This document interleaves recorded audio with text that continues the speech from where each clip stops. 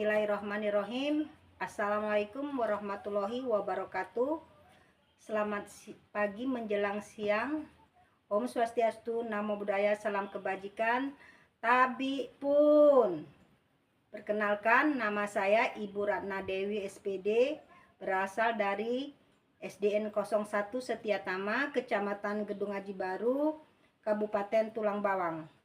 Di sini saya akan menyampaikan hasil resume saya selama mengikuti pelatihan kepala sekolah yang dilaksanakan di Unila mulai tanggal 25 Juni sampai 27 Juni 2026.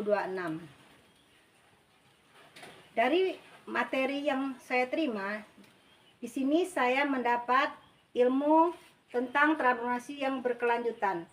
Seorang kepemimpinan transformasional adalah seorang pemimpin yang mengajak seluruh warga sekolah untuk melampaui kepentingan pribadi demi mencapai tujuan bersama serta menginspirasi perbaikan yang berkelanjutan. Dengan cara membangun sekolah unggul harus tumbuh dari kesepakatan visi, budaya positif, dan langkah kerja terencana memanfaatkan momentum revitalisasi sekolah. Di sini kami mempunyai misi bersama, yaitu terwujudnya SDN 1 Setiatama sebagai sekolah yang maju bersama, beriman dan bertakwa, berakhlak mulia, cerdas, serta peduli dengan lingkungan. Visi ini kami diskusikan bersama dengan cara dihayati dan disosialisasikan kepada guru, siswa, komite, dan warga desa agar terintegrasi dalam kegiatan harian sekolah. Untuk itu, untuk menumbuhkan budaya sekolah, kita menerapkan ada 3 poin penting yang harus kita laksanakan. Pertama adalah disiplin dan keteladanan. Penanaman nilai sopan santun dan keteladanan harian yang dimulai langsung dari pimpinan dan dewan guru. Yang kedua adalah literasi dan inovasi dengan cara menumbuhkan gemar membaca, memanfaatkan perpustakaan baru, serta keberanian berinovasi. Dan yang ketiga adalah kolaborasi dan lingkungan.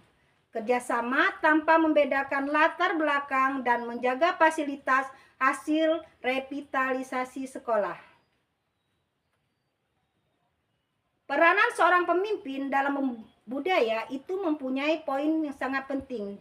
Di sini ada 3 peran pemimpin dalam budaya, yaitu pertama adalah teladan utama. Seorang pemimpin adalah menjadi role model pertama dalam penerapan disiplin dan etika kerja di sekolah. Yang kedua, komunikasi terbuka, membuka ruang dialog dan menerima masukan konstruktif dari semua pihak. Dan yang ketiga adalah apresiasi yang bermakna, memberikan penghargaan atas setiap pencapaian dan kemajuan kecil warga sekolah.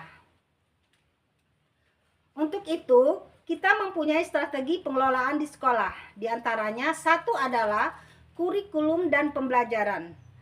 Kurikulum dan pembelajaran ini adalah dengan cara mengembangkan pembelajaran yang aktif, berbasis potensi lokal, dan meningkatkan kompetensi guru secara berkelanjutan. Yang kedua adalah keuangan dan akuntabilitas. Untuk pengelolaan dana BOS sesuai aturan resmi dan pelaporan terbuka kepada dinas, komite, serta masyarakat. Yang ketiga adalah sarana dan prasarana kita. Dengan cara pemeliharaan gedung, revitalisasi, perpustakaan, dan lab secara transparan untuk kenyamanan siswa. Yang keempat adalah kemitraan strategis, memperkuat sinergi dengan dinas pendidikan, komite sekolah, kepala desa, dan orang tua siswa. Seorang pemimpin itu mempunyai esensi kepemimpinan, yaitu kepemimpinan yang transformasional itu menempatkan kepala sekolah sebagai penggerak, inspirator, dan pendamping perubahan besar, dimulai dari langkah kecil yang dilakukan secara bersama-sama. Di sekolah saya, saat ini saya mempunyai problem solving yang harus saya pecahkan secara bersama-sama. yaitu di sini saya mempunyai suatu tantangan dengan situasi kebutuhan pemeliharaan gedung dan alat belajar siswa yang sangat mendesak. Sementara pengajuan fasilitas tambahan masih dalam proses menunggu. Di sini ada perbedaan prioritas pendapat antara guru dan komite. Guru mengutamakan pembelian alat peraga sebagai media belajar dengan mengutamakan kualitas dan kebutuhan belajar siswa. Sementara komite mengusulkan pengadaan meja dan kursi siswa dengan mengutamakan kenyamanan siswa dalam belajar. Untuk mengambil langkah pemecahan masalah atau problem solving, ini saya tidak bisa mengambil keputusan secara sendiri, tetapi saya harus melewati langkah-langkah tahap yang perlu untuk mengumpulkan bermacam data guna mengambilkan keputusan tersebut. Pertama adalah pengumpulan data secara lengkap, memeriksa kondisi fisik fasilitas, kesediaan alat olahraga, kesediaan alat peraga, aturan alokasi dana BOS, dan estimasi biaya yang sangat detail. Yang kedua, adanya rapat terbuka dan musyawarah dengan cara mengundang guru, staf, dan komite sekolah untuk mendengarkan setiap aspirasi secara tenang dan objektif. Yang ketiga, mengidentifikasi skala prioritas dengan cara menetapkan kenyamanan belajar fisik siswa sebagai kebutuhan dasar utama yang harus saya selesaikan terlebih dahulu. Untuk mengambil keputusan ini, saya harus mengambil langkah dengan cara solusi berimbang dan sangat transparan. Dengan cara mengalokasikan dana BOS prioritas untuk penggandaan meja dan kursi siswa. Yang kedua adalah solusi bertahap, mengakomodasi alat peraga yang paling mendesak. Sisanya diusulkan bertahap ke dinas pendidikan dan komite. Yang ketiga adalah akuntabilitas.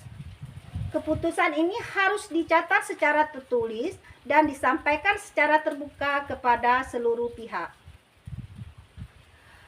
Seorang pemimpin itu mempunyai refleksi kepemimpinan dengan cara keputusan yang baik itu harus berdasarkan yang berbasis data, memenuhi aturan, transparan, dan mengutamakan kebaikan siswa.